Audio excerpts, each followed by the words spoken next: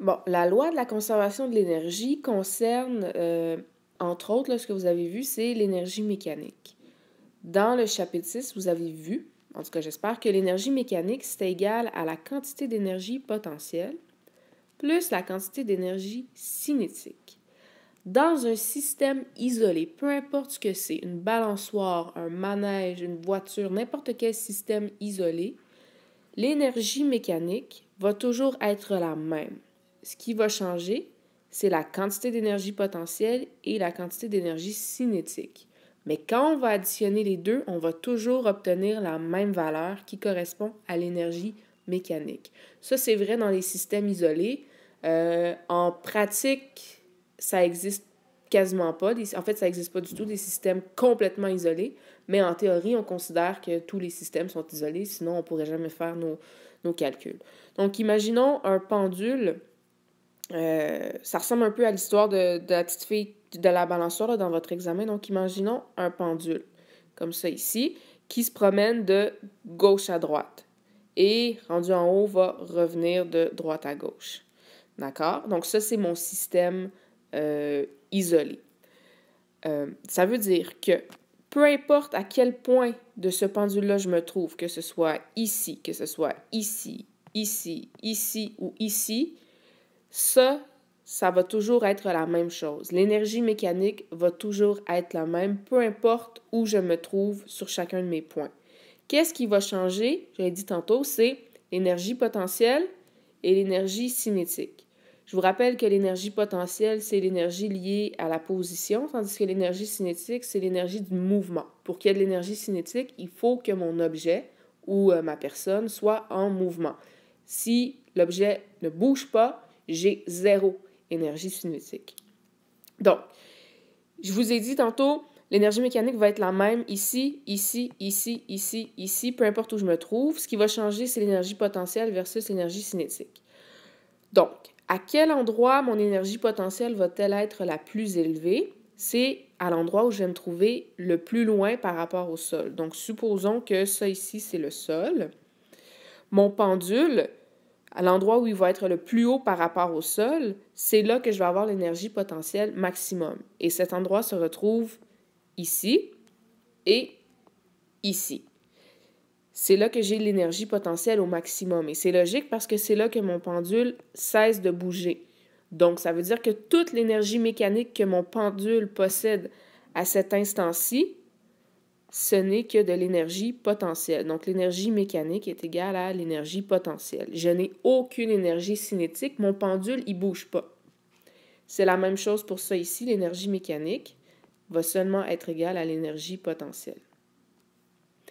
Quand mon pendule commence ici, il ne bouge pas, puis là, tranquillement, il va s'inverser, il va descendre dans le sens contraire.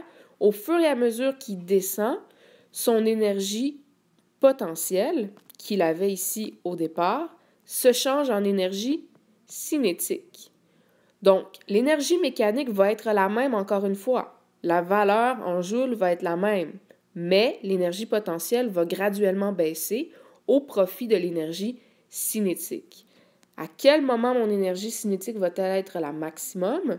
C'est au moment où mon pendule va être complètement à la verticale, si vous voulez. Donc, c'est là que l'énergie cinétique va être le maximum parce que c'est là que mon pendule va avoir le maximum de vitesse.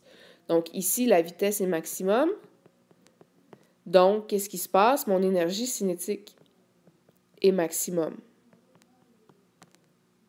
Et là, ensuite, le pendule repart dans l'autre direction pour monter et perdre tranquillement son énergie cinétique au profit de l'énergie potentielle. Donc, oui, l'énergie potentielle, l'énergie cinétique ne sera pas la même partout dans mon système. Par contre, ce que vous devez retenir, c'est que l'énergie mécanique, elle, va être la même partout. Je vais reprendre un autre exemple pour vous parler de l'énergie mécanique. Donc, supposons que je suis dans un manège. Donc, je suis sur une montagne russe à la ronde. Je vous rappelle encore, l'énergie mécanique est la même partout, partout, partout. Que je me trouve au début du manège, en haut du manège ou à la fin du manège. Donc, qu'est-ce qui se passe? Mais, au fur et à mesure que mon petit bonhomme dans son petit wagon va monter, mon énergie potentielle va augmenter et mon énergie cinétique va diminuer.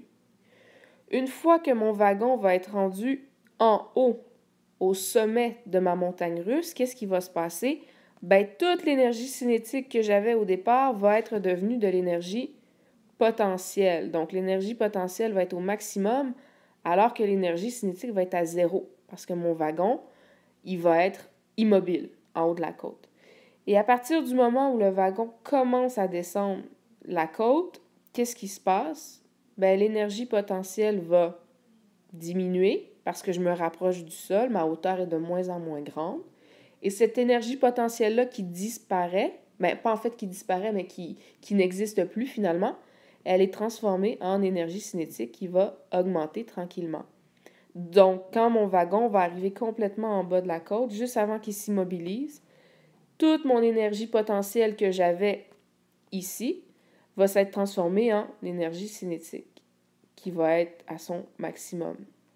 Donc, si je regarde ça ici, à la fin de mon parcours, l'énergie mécanique, c'est seulement de l'énergie de l'énergie cinétique, pardon, parce que c'est là que mon wagon est le plus vite.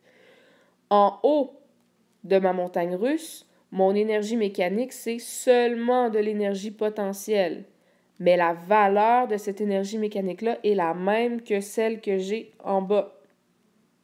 À mi-chemin de mon parcours, l'énergie mécanique va être égale à l'énergie potentielle plus l'énergie cinétique.